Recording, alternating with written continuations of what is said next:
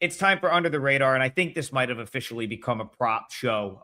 We sweep 2-0 on Saturday's show. We had the uh, Zach Neto total bases over 1.5, gets it done with a double. Eric Fetty under 5.5 hits, was never close. He was out of that game well before he could even come close to giving up 5.5 hits.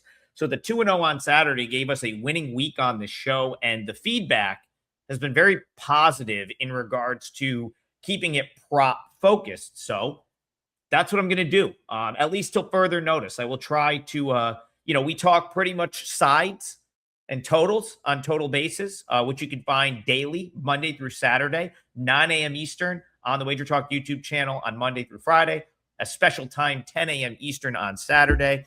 So yeah, we can do props in this spot. And the goal will be to get you some props of guys that are like, I'm not going to come on here and give out Shohei Ohtani over or Aaron Judge. Like, the goal of this is going to be to focus on guys that are a little bit under the radar, that are just, the market is not gonna juice you to oblivion trying to bet a prop on that person, because as you know, we all know who the best players in Major League Baseball are. Typically not going to have value on props on those players, but the under the radar guys is where the value is. Now, someone asked for Dylan Dingler. He plays at 11 a.m. today, so I'm not going to focus on him today. But if you guys are requesting guys, I will try to incorporate them into this segment. So I saw your comment. The person that asked for Dingler, I will figure out a way to talk about him tomorrow when he plays a night game. Because, of course, by the time you guys watch this, I think that Tigers game is already going to be started. That's an 11 a.m. Eastern game. So we're going to head to the night session. Let's go to Washington, D.C. We'll start things off. It's Nationals Braves. I did a pretty thorough breakdown of this game on total basis, so I'm not going to rehash that here. If you want the game breakdown for Nats Braves, check out the total basis replay. That will be timestamped. But what I am going to focus on is, so in the breakdown, just very quickly, I'll spoil it. I talked about, Bryce Elder, looking at his numbers. I don't have like a huge problem with him in terms of like, he's not a guy I'm like actively trying to fade, but I think it's fair to say based on his career, he's not going to keep a sub-0, a sub-1 ERA and a whip at like 1. Those are probably going to regress at some point. So I don't mind playing against him. And the Nats, I think the bigger talking point for this segment is that the Nationals are kind of raking.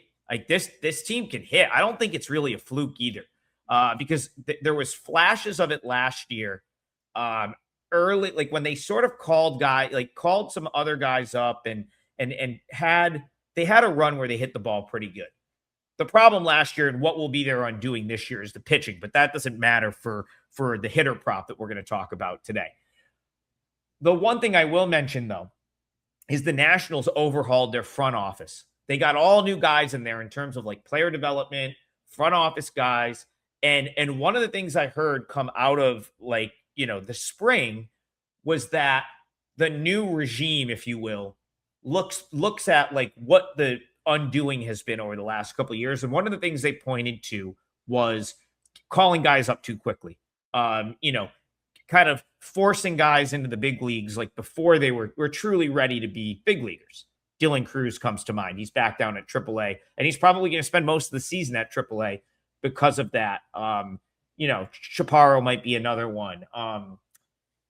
Maybe Robert Hassel was called up pretty quickly. Now, some of that was out of necessity because the team wasn't very good, but that is like a sort of something they're harping on a little bit here. Now, I thought the Nats were going to be a bad team because I'm like, okay, well, we know who their veteran guys are. Haven't really seen them win anything. They don't have much pitching, and that might still be the case, but the lineup they've put together has been pretty solid. The Atlanta Braves have scored 122 runs so far this year. There's 3 teams that are 1 run off the lead right now. It's the Astros, the Dodgers, of course, what everyone would expect. The Dodgers, the Astros, and the Nationals with 121 runs scored. They're hitting the ball. And they're hitting with authority.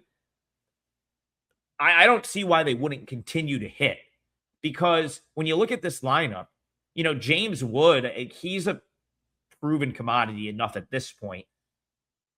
And then you got like the guy I want to focus on today is CJ Abrams hitting fourth. Like, he's been around for a while. We've known he's got the upside to be this good. And I just kind of see him in the four hole here with a chance to do some real damage against a guy that, I feel like over the years is more likely going forward to give up the big start than he is to just pitch to what his numbers are to this point in the year. Abrams, I believe, career off Bryce Elder is 6 for 13. So over 1.5 hits, runs, RBIs for CJ Abrams, who's going to probably bat cleanup tonight, because they seem to like to go with Wood at the top of the order. Brady House maybe hits third. I don't know if House doesn't have a great matchup in here. Maybe he gets the day off. Maybe Abrams hits third. But regardless, like, over 1.5 hits, runs, RBIs is only -110. I mean, if Abrams gets a hit here, there's a good chance someone's going to be on base.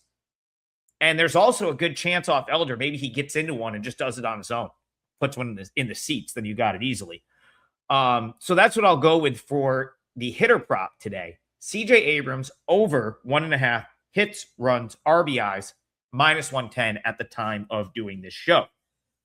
If you want what I'm going to bet in any sport today, which is all baseball, that's all I do at this time of year, that's going to be over on the WagerTalk site. The weekend for me was not great, and it kind of disappointing in Major League Baseball in the respect that, like, I lost an extra inning game. I lost a late lead on Saturday, and then the Phillies blew a lead for me yesterday. But I hit everything else. I hit every AAA play I made. I hit both KBO best bets. My first two 4% KBO plays of the season, 2-0 sweep there. So it was an okay weekend for me on the bases overall. And it's been a decent start to the season. Up 8.82 units in baseball. And that was after like the first 7 days. I think I quickly dug myself like a 15-unit hole. So we've erased that. Up 8.82 units. What I would look for today, I may have a Major League Baseball play. I haven't locked one in yet. But KBO, I feel pretty good about right now.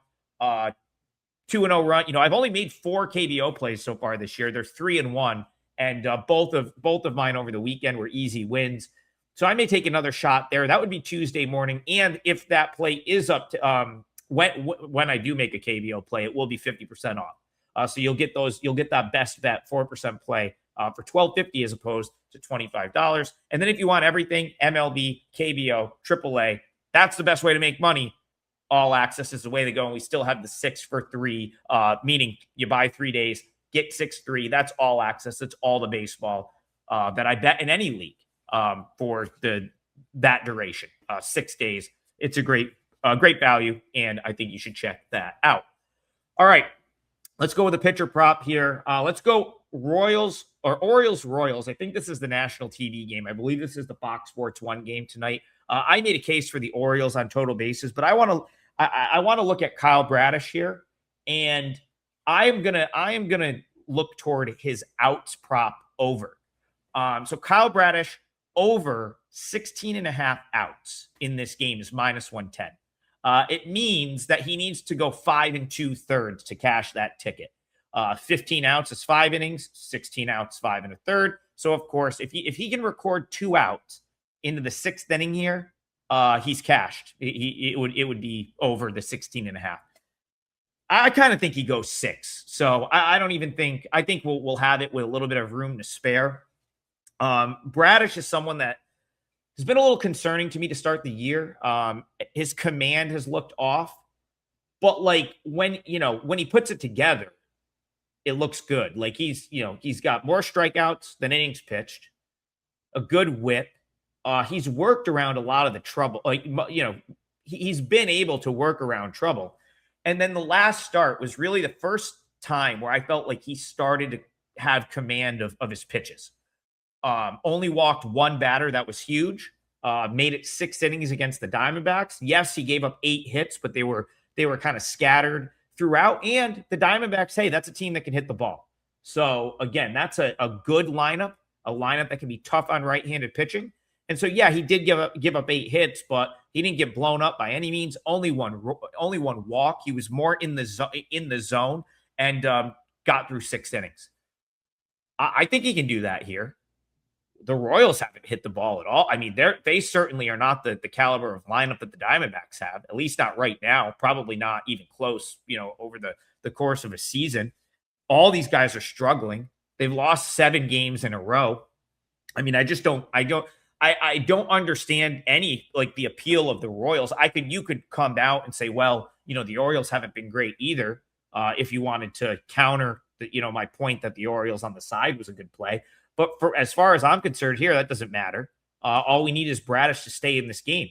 And, the other counterpoint would be, well, the Orioles bullpen is rested, but couple things. One, the Orioles don't have a tremendously deep bullpen.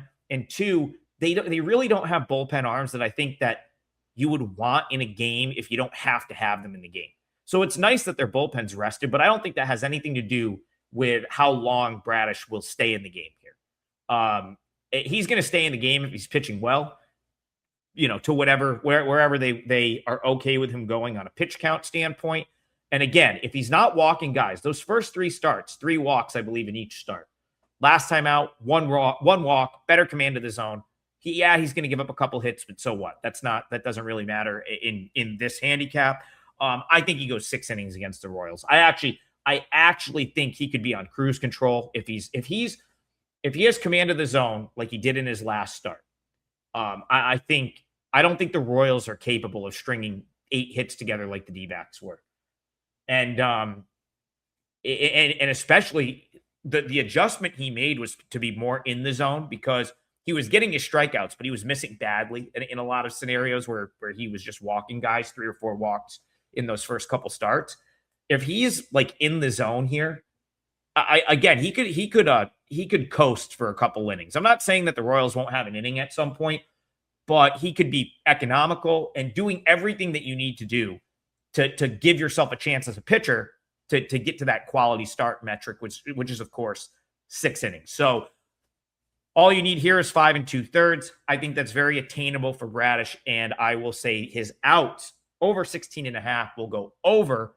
That's also -110. So a couple props for you today. Let's go 2-0 again on these. CJ Abrams over 1.5 hits, runs, RBIs, -110 right now. Kyle Bradish over 16.5 outs for the game, also -110.